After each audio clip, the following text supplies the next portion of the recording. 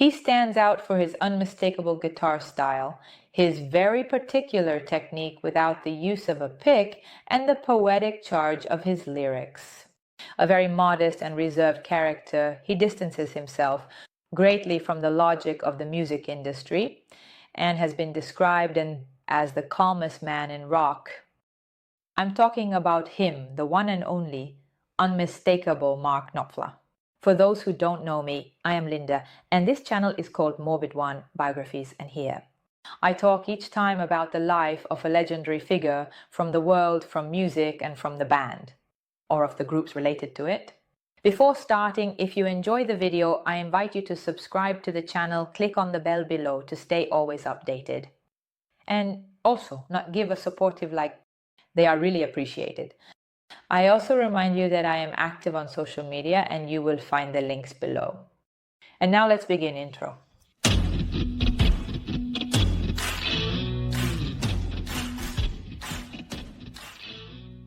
Mark Knopfler was born in Glasgow on August 12, 1949. His mother, Louisa Mark Leidler, was a teacher, and his father, Erwin, an architect and chess player. His father was of Hungarian origin and had found refuge in Scotland at the beginning of World War II. This was because he had been expelled from his native country due to his opposition to the pro-Nazi regime. In 1952, David was born, who was the couple's third child after their firstborn Ruth, and Mark himself. The first person to introduce Mark to music was his maternal uncle King, who was a skilled pianist. And it was during that period that Mark began to seriously approach music, initially taking up the study of the violin. At the age of 14, Mark asked his parents to buy him a Fender Stratocaster, which was the same guitar played by his idol. That is Hank Marvin of the Shadows, of whom he was a great admirer. But since his parents couldn't afford such an expensive guitar, he had to settle. He had to settle in the end for a Hofner like the one you see here. But he would say that he had absorbed the Fender Stratocaster catalog so much that he knew all the guitars listed. He could even recognize the smell of the paper from this catalog, just imagine. Well, no big deal, because consider that in his life he would play at least 163 guitars, so in short, he would have the chance to make up for it.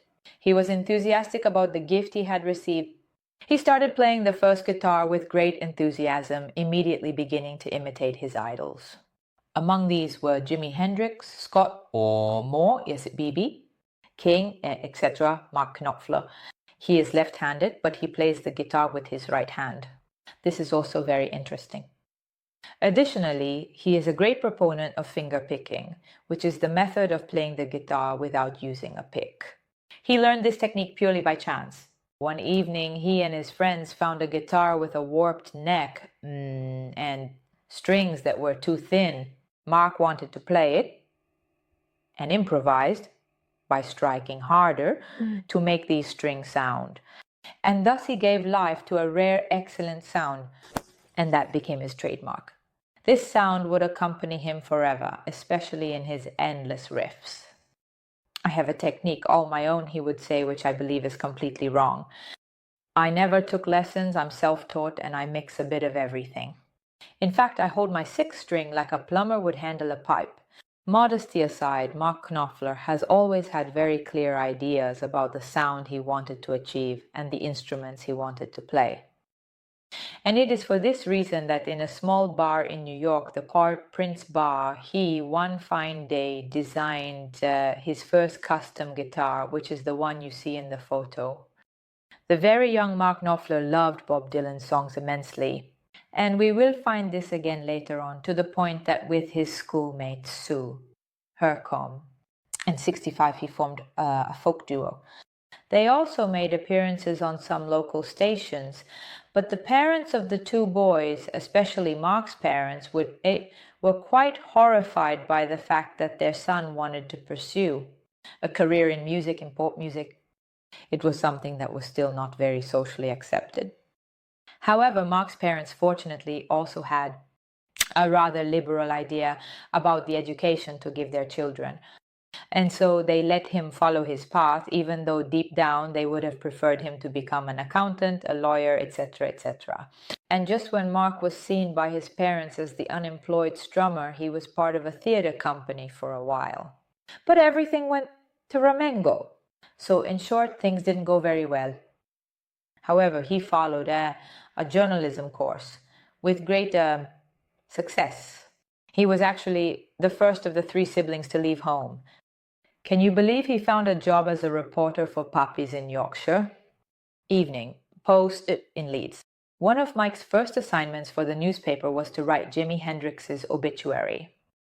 We are in 1970. And this task was assigned to him because he was the only person in the office young enough to know who he was. Hendrix. Can you imagine another task he was asked to do was to interview the blues guitarist Steve Phillips. The two, when they met, hit it off and formed a duo themselves. They formed the duo and Swing Pickers and performed several concerts for a few years, especially in the Northeast. Steve Phillips would later say about Mark from those years that our guitarist was not yet fully developed. He wasn't the Mark we know today. First of all, he didn't have much confidence in his abilities. Moreover, his style was not yet fully defined, and his idea was certainly not to be the one, a frontman, but rather the guitarist who stands behind.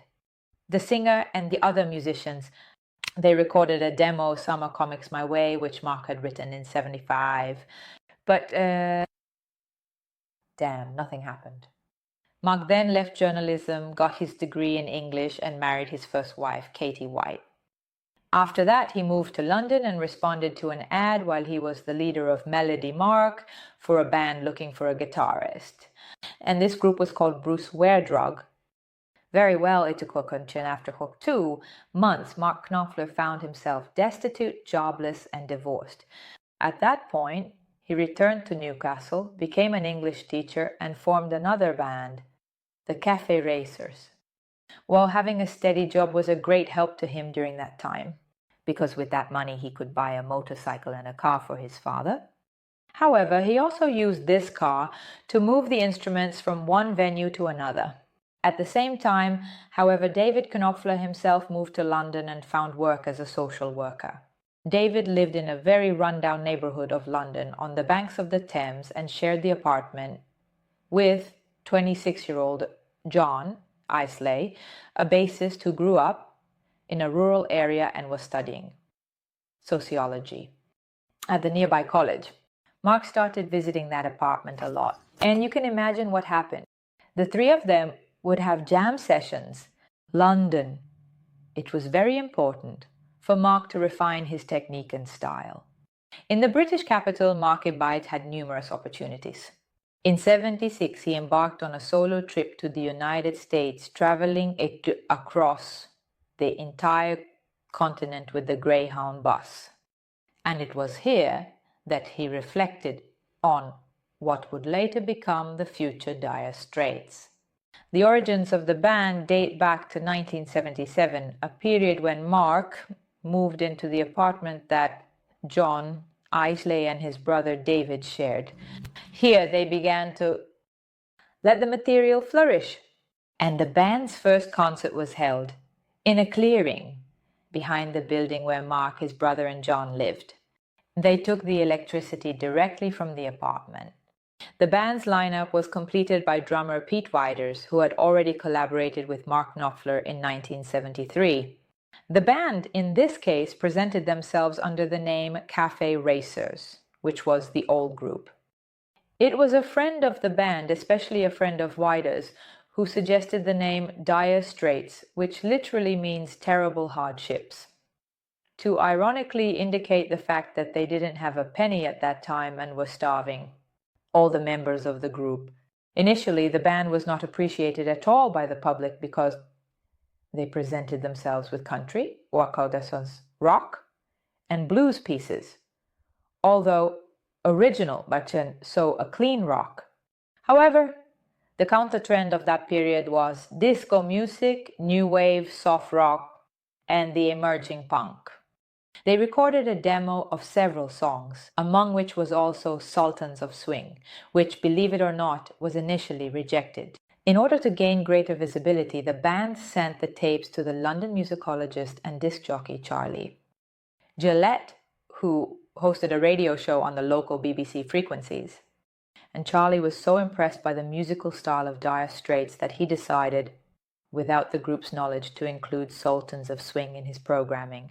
Completely unbeknownst to the band, the piece was so well received by the audience through this operation that Dire Straits secured their first record deal. Their first album was released in '78, and it was simply called Dire Straits. It was a success because even though it was against the trend, with its déjà vu sounds, it was very popular with the radio audience. Initially, in England, the album didn't make much of a splash. It was indeed popular with the radio audience, but in the United States, Australia, and other parts of Europe. And so the success in England was reflective, but came later. In June '79, the band's second work was released with Munich, and the artistic production was handled by Mark Beck and Barry Rexler.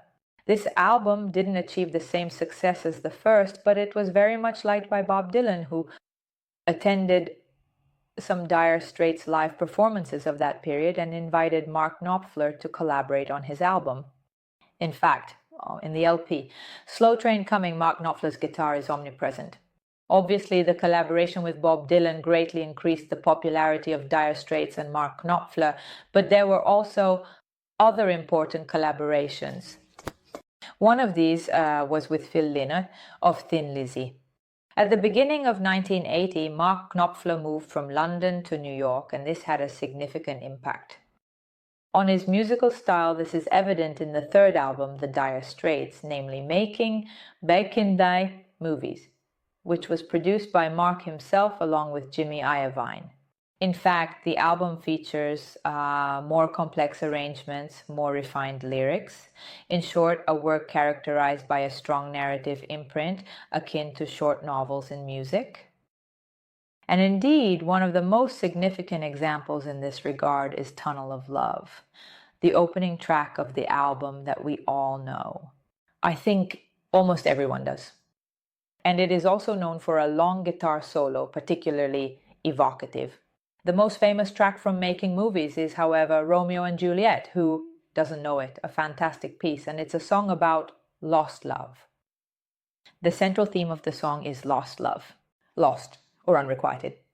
In fact, the protagonist of the song represents the archetype of the sincere lover whose feelings have been betrayed or are not reciprocated. In fact, in the video, you practically see this girl chewing gum, smacking. In short, she does all these things, and it almost seems like she's mocking the protagonist, who, even in his physical appearance, is very naive, even in his expression, almost non-existent on his face. However, the lyrics of the song are characterized by a remarkable poetic charge, and it was inspired by Mark Knopfler's failed romantic relationship with the American singer Holly Beth Vincent.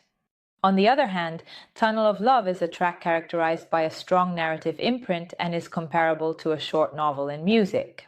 The lyrics of the song are truly very poetic, addressing themes such as loneliness, lack of communication, love as a means of escape from everyday life, and also the fear of suffering. Think about how much poetry and inner work there is. Mark Knopfler probably put a lot of effort into conceiving these lyrics. They are likely and things he carries within himself. In short, this shows the level of the person, and at a certain point I even come to understand his way of being. In certain cases, he's even distant, even towards the fans. In certain cases, Private Investigation is a track characterized by a rather introspective tone, and from that moment on it became an indispensable presence at all the band's concerts. Always to be consistent with what is, in short, the way of thinking of Mark Knopfler and Dire Straits. and consequently, Industrial Disease stands out for its harsh critique of the capitalist system, a theme also addressed in Telegraph Road, which is a composition that lasts only 14 minutes. But now let's talk about a beautiful song that, in short, made a huge impact during that period. And that we all know. I'm talking about Private Dancer, which we all know, because it was performed by the wonderful and much missed Tina Turner. The only thing is, indeed, Mark Knopfler was not very happy because he stated on more than one occasion that the solo of this song had been ruined by Jeff Beck, who played it precisely because he didn't hold back. In short, but starting from the mid-80s, Mark Knopfler began to direct his attention and efforts towards individual projects. One of these was his contribution to the soundtrack of the film Local Hero. But there would be many collaborations, including future ones with Brian May, Bruce Springsteen, Jeff Beck. But one of the most important was with his idol, Bob Dylan. But why does it do this to me? Mark and Mom, yesterday. But the most important collaboration, one of the most important, will be with what has always been his idol, that is Bob Dylan, who will hire him for the preparation of his album, namely Ian Fiddle, discarding figures of the caliber of Frank Zappa, Elvis Costello, David Bowie. The fifth album by Dire Straits, namely Brothers, In Arms, from May 85, achieved an entirely unexpected level of fame in its proportions. Favored by the success of the title track and the other four singles, namely So Far Away, Money for Nothing, Walk of Life, and Your Latest Trick, the record became one of the best-selling music releases of all time. Unable to mention all the beautiful songs from this album because each would require hours of work, let's start with the most famous one, Brothers in Arms, written from the perspective of a mortally wounded soldier, urging his comrades to become aware of the absurdity of all wars. And this song, from that moment on, will become a pacifist anthem. In addition to well-known session musicians like Guy Thatcher, we believe that Sting was actually hired for the backing vocals in Money for Nothing. The topics addressed in Dire Straits songs evolve over time. Why is this? Because at the beginning, the songs were more focused on personal experiences, work, introspection, while over time they acquire a more universal character, more focused on life, politics, and more social issues, where the common denominator is often talking about disadvantaged, ordinary people who, thanks to their commitment, their determination, somehow managed to evolve into something. Moreover, these songs shine a light on the importance of work as an inalienable right and as a means of individual expression. They talk about romantic love, the difficulties in interpersonal relationships, the denunciation of the evils generated by selfishness and materialism, especially materialism that may, from Mark Knopfler's point of view, deteriorates contemporary society. Furthermore, they speak of the horrors of war, with many songs implying a moral conclusion, even though the author rarely provides an explicit judgment. Additionally, some of these songs are a denunciation against communism and capitalism, with reference to the work he was doing at that time. The British Prime Minister, that is Mark Thatcher, precisely because during that period from 79 to 90, many people in England, pressured by the government, were forced to go to Germany precisely to work. Well, regarding this, I would refer to a very charming film that boomers will surely remember, perhaps even younger people.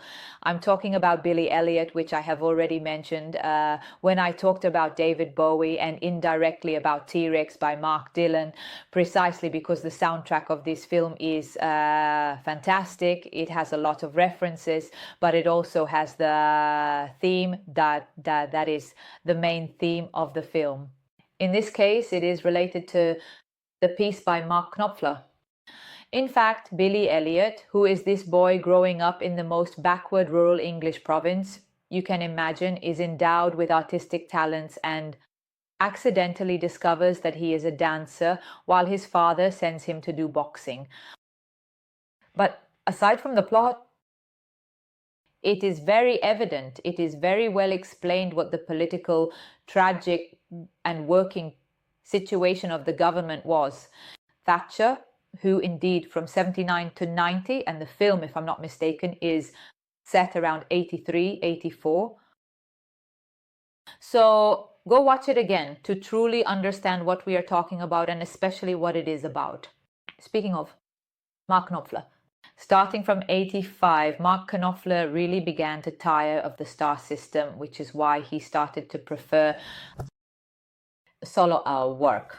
During this period, besides composing for big screen films such as The Color of Money, he collaborated with many people. And I mentioned Sting again, and especially Bob Dylan and Tina Turner, but it's not just them. He even accompanied Eric Clapton for his world tour. Consider that for the next album, Neck and Neck, which he made with his friend Chet Atkins, Mark Knopfler did not want to receive any compensation. I mean, absurd. This thing, to the delight of the audience, there was a Dire Straits reunion in 91 that gave birth to On Every Street. The album was released 6.5 years after Brothers in Arms. But it still couldn't replicate the success in quite the same way. But all this, thus the new success, mainstream, only served to confirm Mark Knopfler's desire to return to doing smaller things, to stay away from the large public.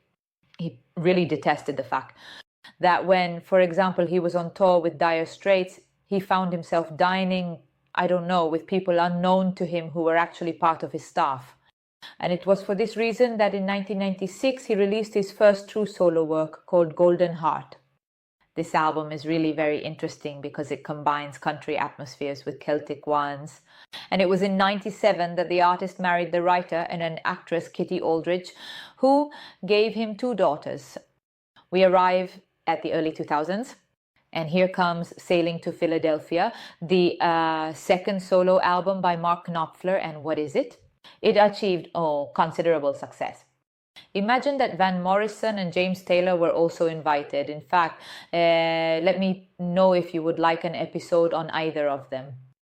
And unfortunately, during this period, our Mark Knopfler had to stop to put a harsh brake on his work simply because he had a rather serious motorcycle accident.